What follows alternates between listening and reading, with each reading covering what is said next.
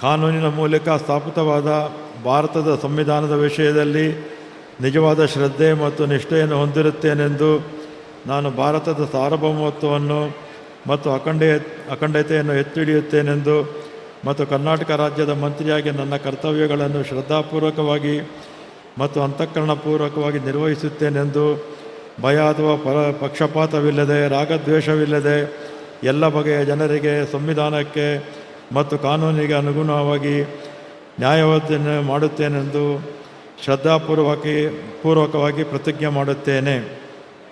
ನಾನು ರಾಮಲಿಂಗಾರೆಡ್ಡಿ ಎಂಬ ಹೆಸರಿನ ನಾನು ಕರ್ನಾಟಕ ರಾಜ್ಯದ ಮಂತ್ರಿಯಾಗಿ ನನ್ನ ಪರ್ಯಾಲೋಚನೆಗೆ ತರಲಾಗುವ ಅಥವಾ ನನಗೆ ತಿಳಿದು ಬರುವ ಯಾವುದೇ ವಿಷಯವನ್ನು ರಾಜ್ಯದ ಮಂತ್ರಿಯಾಗಿ ನನ್ನ ಕರ್ತವ್ಯಗಳ ಯುಕ್ತ ನಿರ್ವಹಣೆಗೆ ಅಗತ್ಯವಾಗಬಹುದಾದ ಸಂದರ್ಭದಲ್ಲದೆ ಅನ್ಯಥಾ ಯಾರೇ ವ್ಯಕ್ತಿಗೆ ಅಥವಾ ವ್ಯಕ್ತಿಗಳಿಗೆ ಪ್ರತ್ಯಕ್ಷವಾಗಿ ಅಥವಾ ಪರೋಕ್ಷವಾಗಿ ತಿಳಿಸುವುದಿಲ್ಲ ಅಥವಾ ಬಹಿರಂಗಪಡಿಸುವುದಿಲ್ಲ ಎಂದು ಶ್ರದ್ಧಾಪೂರ್ವಕವಾಗಿ ಪ್ರತಿಜ್ಞೆ ಮಾಡುತ್ತೇನೆ. ಧನ್ಯವಾದಗಳು ಸರ್. ಮಾನ್ಯ ಸಚಿವರು ಈಗ ಪ್ರಮಾಣ ವಚನಕ್ಕೆ ಸಹಿ ಮಾಡಲಿದ್ದಾರೆ.